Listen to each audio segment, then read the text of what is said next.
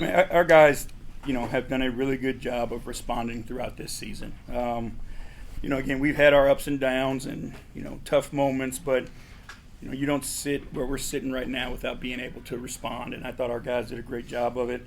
What I was most pleased with is, the joy that they played with, the level of competition, the fun they were having competing, the way they shared the ball. I mean, 41 assists on 46 field goals. That's phenomenal. And, that first quarter, if we'd have made some shots, we'd have had even more. I was going to ask you that. The ball really seemed to have energy and was finding guys. Was that deliberate coming in? I mean, was that really something you were harping on? That's who we are when we're at our best. When we're at our best, the ball is moving and we're creating for others. So, again, having fun doing that, that was the point of it. And, when we're enjoying each other's successes and making each other better, that's when this team is having the most fun, and that's what we just got to keep working on. Coach, it seemed like when Marcus went out, it felt like the guys kind of rallied around him. You talked a lot about playing for each other. Did you feel the energy kind of up itself when he went out? It changed the game. Again, it's one of those things. The game was kind of ugly and choppy, and Marcus, a little old school mentality impacted the game, and his teammates responded, and we went on a run, following that. But I do think it brought energy to the group. It's like those types of players who understand the game at that type of level understand how to impact the game in different ways, and what can trigger an eruption. And I think that play did that for us. Darius obviously had a little breakout in the last couple of minutes and made the Rocky Mortgage Fieldhouse kind of erupt. What is he able to bring on the joyous side of the game when he's playing at his best? His teammates love it. Like, his teammates love when he takes shots. His teammates love it when he makes plays. They love it when he gets going. Again, each guy on our team leads in a separate and own way. And Darius leads with his passion, with his joy, and with his selflessness. So when he's playing at his best, he's playing with a high spirit, that's uplifting everybody around him. Charlotte tried to come back at you there in the third quarter, but Evan had those 11 points.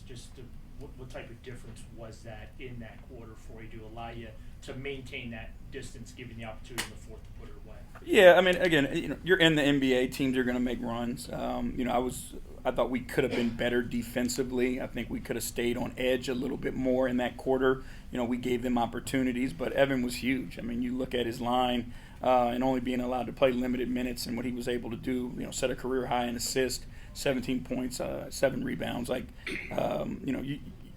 Players like that, they just get the game so naturally. And Evan has always been a guy who impacts winning on a high level, and he can impact it in so many different ways. I think that's the thing that people don't appreciate about Evan. Everybody wants to talk about score, but Evan is elite all around, and he just impacts winning by making the right play at the right time. He needed those buckets, and it was the right time, so he went and got them. And because since I think December 23rd, Jarrett now has 31 double-doubles. What can you just say about the consistency you get from that guy each and every night? Yeah, he's dependable. And I think that's one of the things in this, in an 82-game season with, whatever happens, for me to be able to just roll out of bed and know that Jarrett Allen's going to be on the court, that puts me at ease, because I know, whatever he's got in his tank, he's going to give it and leave it all out there. Jim? So much has been made about J.A. and Evan playing together at the same time, whether it's playing together on the court or being in the lab at the same time. What was the power of having both of those guys to be able to have two elite rim protectors like that? Again, we've been elite defensively when those guys are on the floor for a reason. I think, again, this year's just been so different because it's been so choppy. Evan's only played, 38 or 39 games now, I think it is. And it's it's 40 now. Last night, 39 was last night, 40 tonight. So he's only played, 40 games. So they haven't been able to have that same relationship on both ends of the floor and have that continuity of how they used to play together. You think about the big plays that they've always been able to make offensively, how they've been able to use vertical spacing and those types of things. So they are good together. And it's one of those things where, we're fortunate enough that we can always have one of them on the floor. But when it's winning time and you need to close a game, to have two elite rim protectors who can switch 1 through 5, teams aren't fortunate enough to have that like we are. They're both averaging career highs in assists this year as well. Is there some connection there between like being the only big on the floor and having more space to find guys? No, it's a little bit of change in what we've been trying to do, and we've been putting the ball in their hands more. And they can work, again, together. They can play big to big, but, the ball in their hands, they're finding our guards more. So just trying to get them involved so we weren't just so pick and roll heavy, so we could run two-sided action with those guys on the floor. Yeah. JV, going into this game, you called it kind of a test of toughness for your guys. I know you talked to Tom about it before, but what kind of grade would you give your guys' performance tonight? I thought we were really good. We thought we responded, and especially like after going through the first quarter where we just couldn't buy a bucket. I thought again we played the right way. We got open shots for one another. They just wouldn't go in the hole, and again that could have led to frustration, and that could have changed. We could have started trying to do things on our own.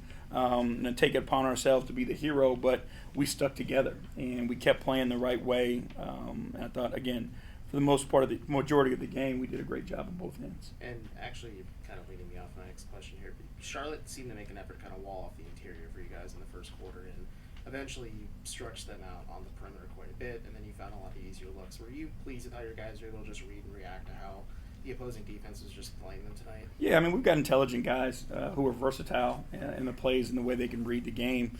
I thought they were trying, again, to trap more of the ball screens early, get the ball out of Darius's hands.